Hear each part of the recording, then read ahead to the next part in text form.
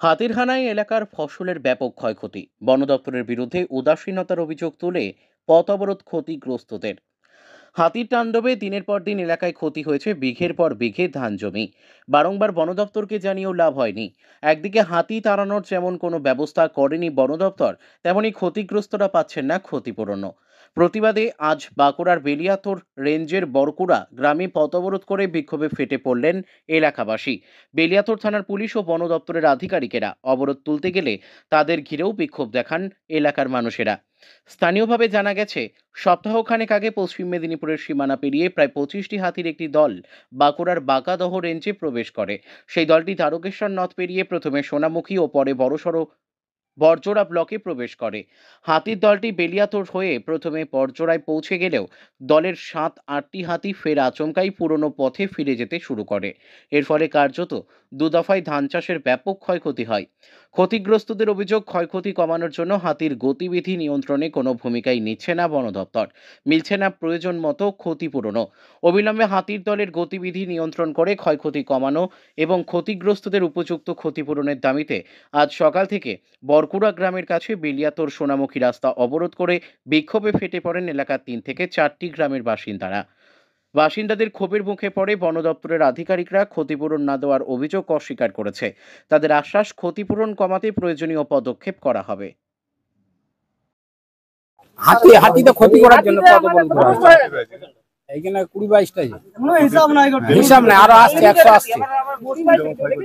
প্রচুর ক্ষয়ক্ষতি করেছে, এই তো সামনে গুটকা ধানের প্রচুর ক্ষতি করেছে। এই ক্ষয়ক্ষতি কি চলছে লাগাতার চলছে? হ্যাঁ লাগাতার করছে গোটা এলাকা। না না ফরেস্ট কোনো ইয়ে দিচ্ছে না। এখন বর্তমান বড় হয়েছে একেবারে জঘন্য বড় শতাংশ ঘোষ তাদের এলাকায় এসে জমি ক্ষতি করছে। আজ সকালবেলা পথ অবরোধ করতে দেখা গেল, কি ব্যবস্থা নিচ্ছেন আপনারা?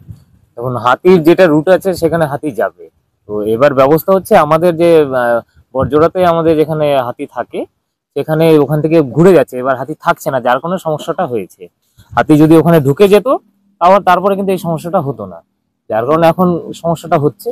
তো এরপরে আমাদের এই গ্রামবাসীদের যেটা দাবি ছিল যে হাতি যদি যায় তো একবারে ট্রেনে 12টার মধ্যে আর ট্রেনে একদম বড়জোড়া ঢুকিয়ে দিতে হবে, আর হাতি যেন নদীর এদিকে ব্যাক না করে। তো সেইভাবে কথা চেষ্টা চলছে আমাদের ঊর্ধ্বতন কর্তৃপক্ষের সঙ্গে আলোচনা করে তারপরে আমরা ডিসিশন নেব। বারবার করছে যে হাতি যাচ্ছে, তারা কিন্তু সঠিক ক্ষতিপূরণ পাচ্ছে না। দেখুন ক্ষতিপূরণ এর আগের কথা আমি জানি না, আমি লাস্ট 6 মাস আমি এখানে আছি। 6 মাসে লাস্ট টাইম যখন এখানে এটা দিয়ে হাতি গেছে আমাদের কি না কদমা বান্দরকুদা হয়ে গেছে, আপনি খবর নিয়ে দেখবেন যে 6 মাসের কোনো পেন্ডিং নেই।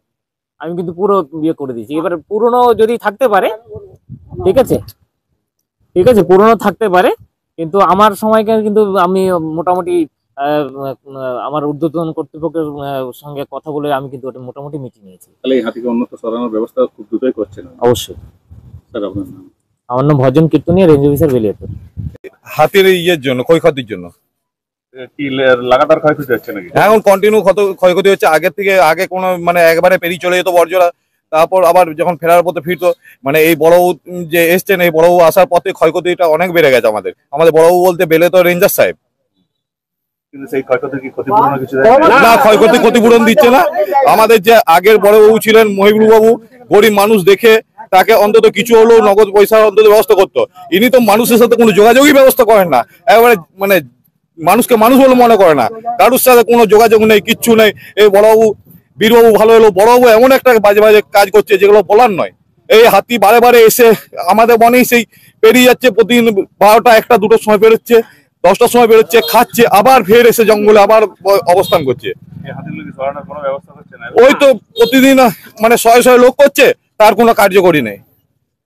আর আগে এত বড়বাবু এইখানে করে গেছে, সেই বড়বাবুরা কি যথেষ্ট পরিমাণে কার্যকরী করেছে। বড়জোড়া নিয়ে গেছে, বড়জোড়া হাতিরা রাখার ব্যবস্থা করেছে, মানে সাহেবদের সঙ্গে কথা বলেছে। এই বড়বাবু তো কারোর সঙ্গে, কোনো কমিটির সঙ্গে, কোনো এপিসির সাথে, কোনো কারোর সাথেই যোগাযোগ নেই, নিজের ইচ্ছা মতো কাজ করে যাচ্ছে বড়বাবু। এইখানে তো কৃষির উপর সকলেই নির্ভরশীল। এমন কিছু মানুষ আছে যারা লোকের কাছে ধার দেনা নিয়ে চাষবাস করছে, তারা কি করবে? আপনারা কি চাইছেন?